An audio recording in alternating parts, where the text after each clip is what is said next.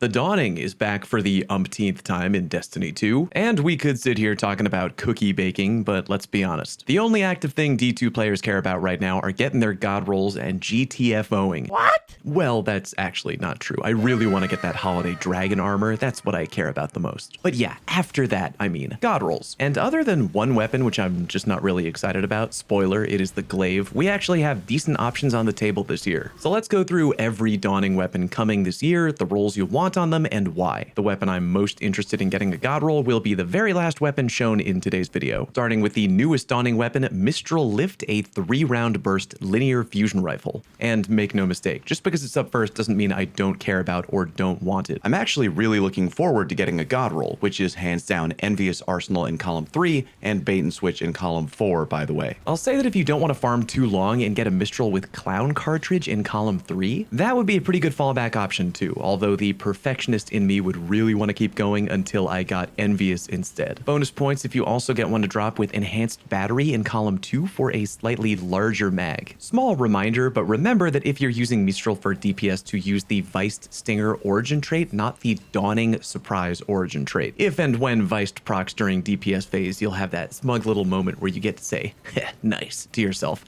knowing that you're an RNG god. And to those who might bring it up, yeah, you could get Withering Gaze in column 3, but I've said before, ideally, I think someone on your fire team is applying a debuff to the boss in some other way rather than needing somebody to rely on applying Withering Gaze. Standing still and pausing when ADSing slows down DPS. Yeah, technically only by a second and a half. It's not a huge pause, but still. You also miss out on having an awesome perk like Envious if you decide to go with Withering, so yeah, I'm gonna pass on that. By the way, even though I really do want a Mistral Lift, don't expect the gun to pop off right away. We're still very much in a grenade launcher / rocket launcher meta. However, if there's a specific boss fight or encounter where linears do really well, then yeah, Mistral will be awesome. I'd say try to get one if you can. Next up, a potentially decent PvP gun. But before we get into that, let me give a big thank you to Raycon for sponsoring today's video. The holidays are right around the corner, and if you have someone in your life who you think is difficult to shop for, make the easiest decision of your life and just give them the Raycon everyday earbuds. Everybody has a tablet or a phone, and everybody has something they like to listen to, whether that be music, audiobooks, podcasts, whatever. Raycon's everyday earbuds are comfortable as hell and have up to 8 hours of listening time without needing a charge at all. And even if you're somewhere where you can't get a charge, don't worry, the protective case has got you covered. Just pop them right into the case and get your wireless charge on. Raycon sent me these forever ago and I still use them. They were a huge lifesaver on my honeymoon flight. The audio quality is awesome.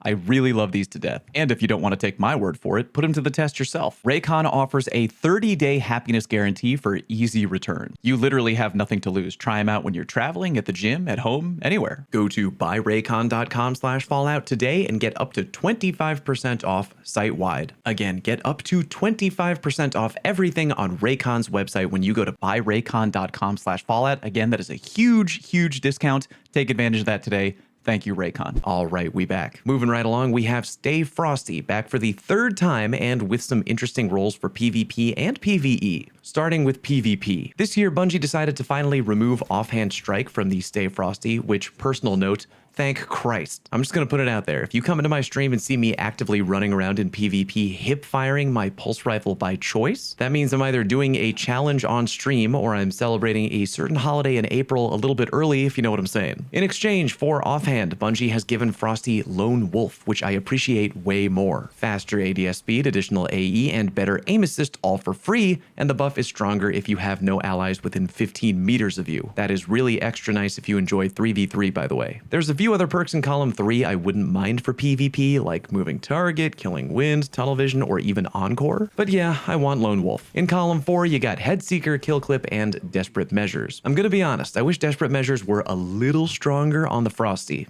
At Desperate Measures level 1, you improve your time to kill from 0.87 to 0.8 seconds. Basically, it requires one less bullet from the overall burst to lock up the kill. Which, I mean, yeah, that is nice, but I think I'd probably rather go with Kill Clip. Get one kill and drop that TTK down to 0.53, aka you can potentially kill the other guy with only 2 pulls of the trigger. not 3. Easy as all hell, just get 1 kill, then mow through everybody else, GG. In PvE, Frosty gets a new fun toy in the form of Rhyme Stealer, and that's what I really want, especially when paired together with Headstone in column 4. In short, any headstone kill you get will make a crystal, which you can then shoot and break for free, and bam, instant frost armor. Are there other options? I mean, yeah, of course. Frenzy is over there. I really like that perk in PvE. It just kind of depends on your overall build. If you have a lot of crystal generation going on already, sure, do something different, but I want Rhyme Stealer Headstone. Moving right along, we come to the Avalanche machine gun. If you're looking for a damn good PvE DPS weapon, well, yeah, that's probably the Mistral Lift linear fusion rifle. But if you like mowing through trash in PvE for fun, or just dumping into a random champion during a GM Nightfall run, hey, it's Avalanche. If champion killing is what you're into, might I recommend Rewind Wounds and Target Lock. As we all know, Target Lock ramps up in power the more you hit your shots in a row, and thanks to Rewind Rounds, you can get way deeper into the mag than you ever could before. Add in something like Extended Mag for even more rewind round hilarity. Simply hold left click and burn that yellow bar into the next dimension. As mentioned, the other role you could go for is more focused on clearing rooms of Az or mowing through groups of smaller enemies. Auto-loading and incandescent allow for respectable and easy to use ad clear. Most of the time, the use case for this role is a little bit more niche, as generally machine guns shouldn't really be your main ad clear. However, it can definitely serve well even in higher end content. Moving on, the Zephyr sword, which happens to be only one of 3 stasis swords in the entire game. Normally, I don't really care about Zephyr that much, but like say Frosty, this year it has been blessed with the addition of what else?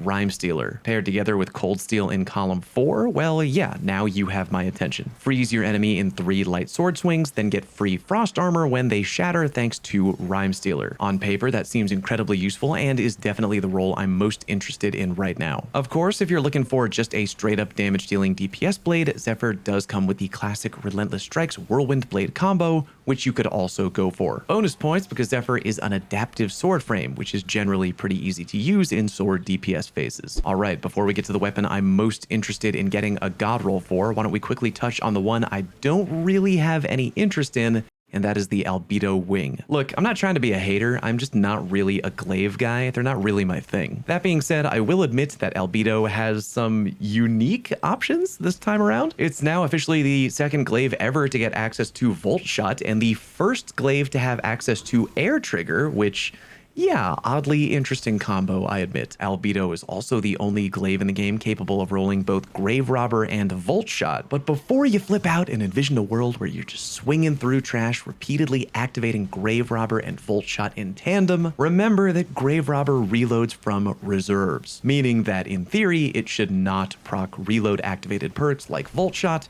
which is very sad. Rest in spaghetti, never forgetty. If you glaive in PvP, you sick maniac, Bungie has given Zlbedo the gift of being the only glaive in the game capable of rolling closing time, which, in my opinion, is the equivalent of buying $20,000 rims to put on your 2007 Jeep Compass. It's a sick joke. Bungie, why do you do this to me? Last but not least, we come to the weapon I'm most interested in getting a good roll for. Take note, I'm not saying this is the best weapon hands down the Dawning has to offer. That might end up being the Mistral LFR, but I'm the most interested in the Glacioclasm fusion rifle. I'm not really interested in using Glacio in PvE. I generally try to stick with rapid fire frames in PvE due to their lightning fast charge times. In PvP though, high impact frames aren't always the best, but they have the potential to be really filthy, leading to very deep one-hit kills and extremely angry post-game messages. And on that note, Glacio is officially the first high-impact frame fusion rifle capable of rolling Lone Wolf, but more importantly, closing time. If you've seen my 2 recent videos talking about that perk,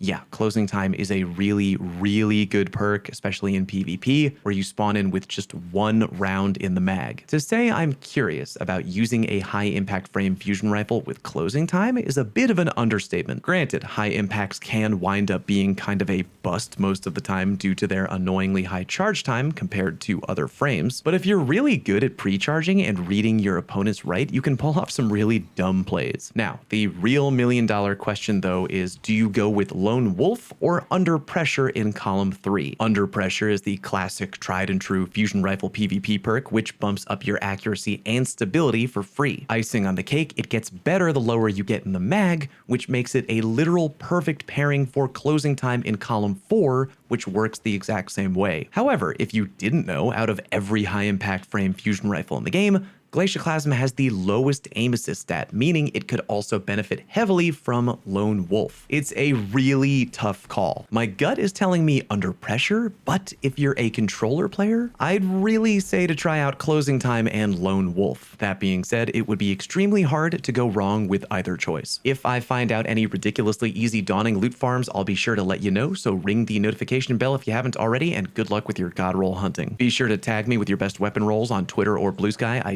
definitely won't be jealous, or just come into Twitch chat and tell me what they are. I'll be grinding on Tuesday most likely. Thank you very much for watching. Peace.